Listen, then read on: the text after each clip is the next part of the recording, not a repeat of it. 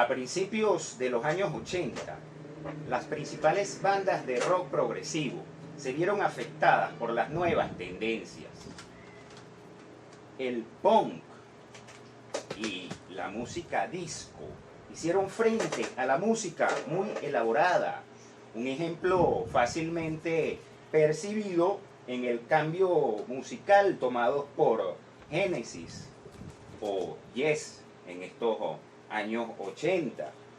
Los canadienses de Rush no escaparon a este fenómeno de simplificar su propuesta para llegar más masivamente al público, justo después de editar su disco más exitoso de su carrera, Moving Pictures, de 1981. Señores, la época de las largas suites se acabó.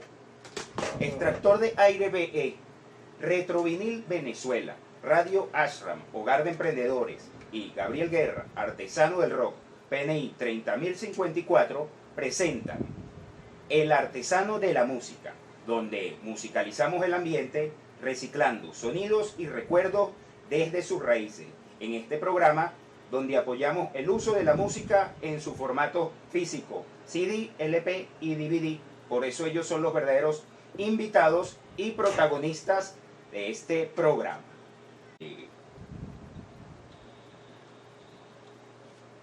Rush. La banda Rush fue formada por Alec Lifeson en la guitarra, el bajista, tecladista y cantante Geddy Lee, y cuando editaron su primer disco, el baterista John Rusty. Él fue rápidamente reemplazado para el segundo disco, Fly By Night, por Neil Peart, fácilmente clasificable como el mejor baterista del mundo, si no muy cerca, aparte de ser el letrista de la banda Rush. Moving Pictures, su octavo disco de estudio, ya después de que ellos se consagraron como una banda de rock progresivo, representa el estado pleno de madurez de la banda, con unas 4 millones de copias vendidas en los Estados Unidos y logrando el puesto 3 en el Billboard 200, poniendo como Tom Sawyer, Red Barchetta, aparte del sorprendente solo de batería YYZ. Pero ya el sonido venía simplificándose desde su disco anterior, Permanent Waves, con la introducción de singles fácilmente escogibles para la radio. Por ejemplo, por lo menos Spirit of the Radio. Son canciones que marcaban un camino a seguir. Luego de esto, editan su famoso disco doble en vivo, Exit Stage Left, y se embarcan en un nuevo proyecto, ya entrados los 80, Signals, de 1982, donde Geddy Lee se enfoca más en el teclado que en el bajo, y las composiciones dejan un segundo plano las guitarras, y tiene bastantes influencias del New Wave y el reggae. Los fanáticos lo recibieron con críticas mixtas, aunque Trent Reznor de Nine Inch Nails dice que fue muy importante su influencia en la introducción del sintetizador en el hard rock.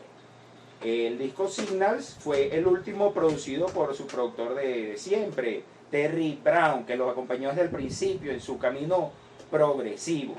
De este disco, la canción Subdivisions, que la escuchamos ahorita, fue usada recurrentemente como cortina en los noticieros de todo el mundo. Aquí la usaron en el Canal 4. Otra canción, New World Man, se constituyó como el pico más alto como single en la historia de la banda. Solamente un puesto 21 entre los top 40. Y este disco fue puesto 10 en Billboard 200 y vendió 1 millón de copias en los Estados Unidos.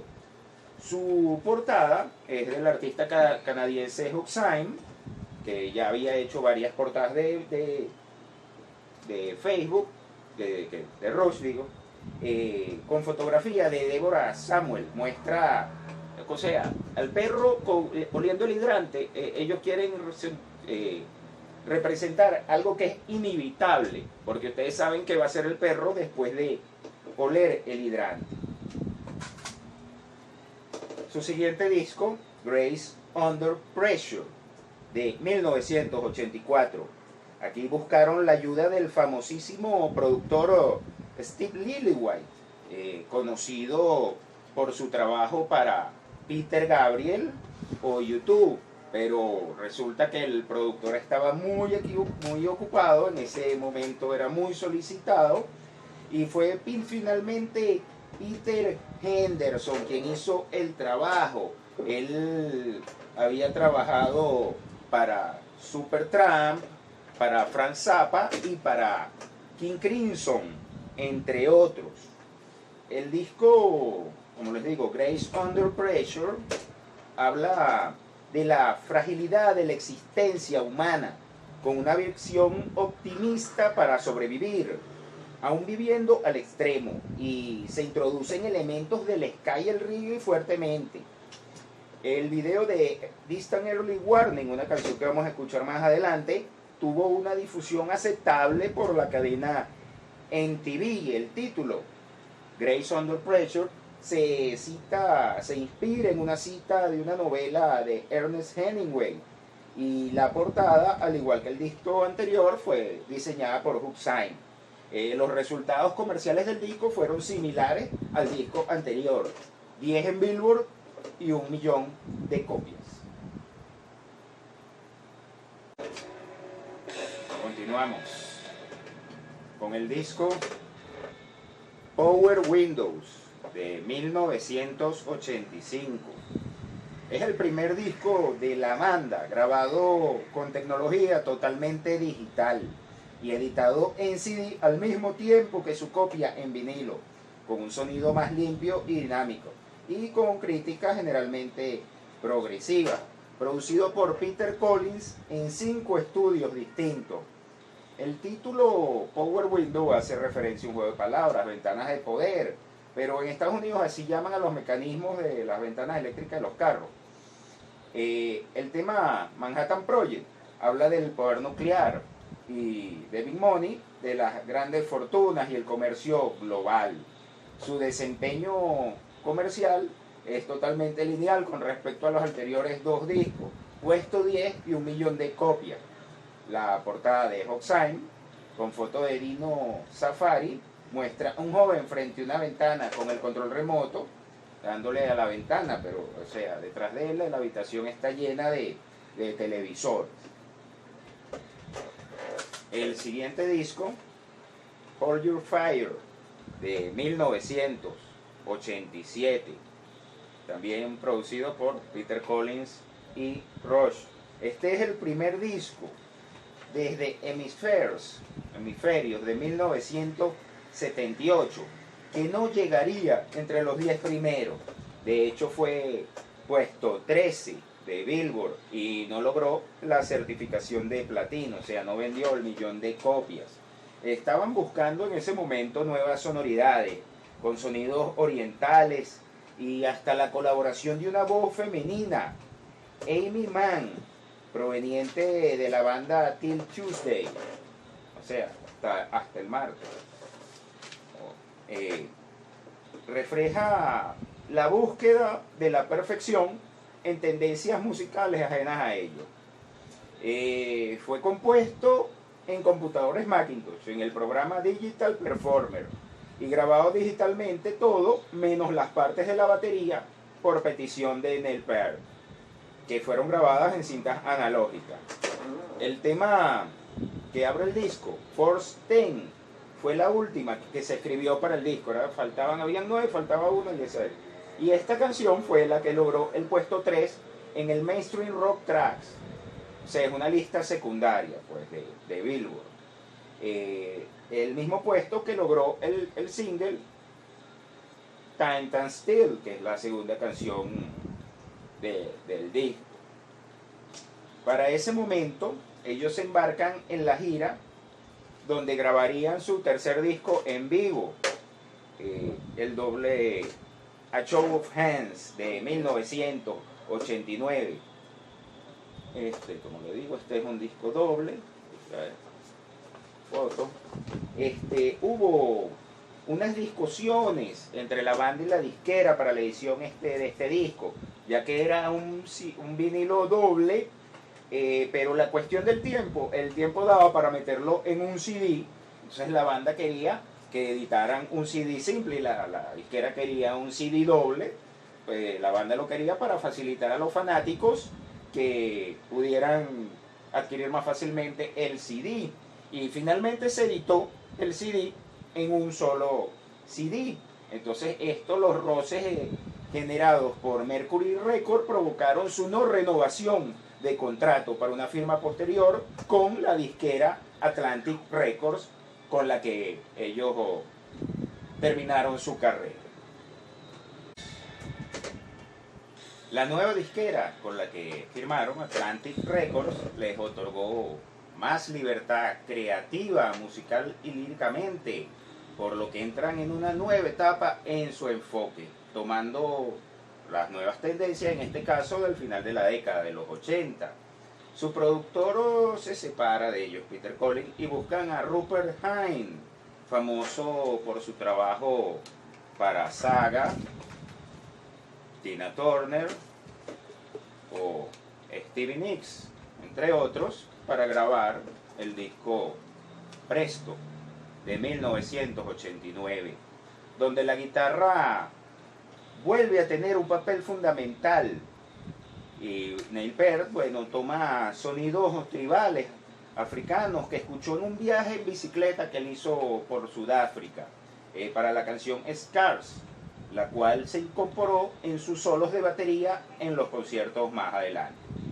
El disco llegó al puesto 16 del Billboard 200 y al puesto 1 de Album Rock Tracks. El diseño de Hughes muestra conejos y un sombrero de copa, cual truco de magia. En 1990 se edita el recopilatorio doble Chronicles, cerrando esta etapa de la banda, para volver en 1991 con el disco Roll the Bones, el cual los mandó de nuevo a los primeros puestos de Billboard, puesto 3, y 1 millón de copias, disco de platino para el disco. Aparte del diseñador de portada, Hughes se ganó el premio Juno como mejor diseño de portada. Su título, Roll the Bones, hace referencia a los juegos de azar y tiene baterías más sencillas. Neil Peart dice que las memorizó en una sola tocada. Y bueno, aunque son sencillas, él trata de evitar los sonidos electrónicos. La canción Dreamline logró el primer puesto en el Mainstream Rock Chart, y otra canción, Where's My Thing, fue nominada como mejor interpretación instrumental de rock. La discografía de Rush incluye 5 discos más. El último de ellos es Clockwork Angels de 2012, con buen resultado comercial, puesto 2 de Billboard y 1 millón de copias. La portada también de Hughes muestra un reloj de cuerdas marcando las 9:12, o sea, en hora militar las 21:12, en alusión a su disco clásico de 1976, 2112. Este disco, Clockwork Angels, cuenta con letristas externos. Ya decíamos que antes, o sea, que toda la música las líricas las escribía Neil Peart. Como digo, esto cuenta con el dramaturgo Kevin J. Anderson, amigo de Neil Peart, que relata la historia de un joven persiguiendo su sueño en contra de los deseos de su enemigo en la historia, el relojero, llaman a ese villano. En 2013 fueron introducidos al Salón de la Fama en una ceremonia por Dave Grohl de los Foo Fighters. De hecho, ellos tocaron ahí unas versiones de Rush excelentes. Esto demuestra que se puede realizar excelente rock progresivo en el nuevo milenio, aún más en la segunda década de con más de 40 años de carrera. Rush sigue siendo el power trio progresivo más longevo de la música.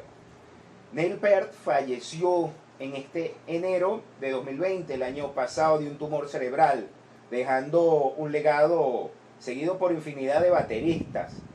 De la banda Raw se estiman unas 25 millones de copias vendidas en los Estados Unidos y unas 40 mundialmente. Sus 19 discos de estudio, otros más en vinilo y recopilatorios, así lo confirman.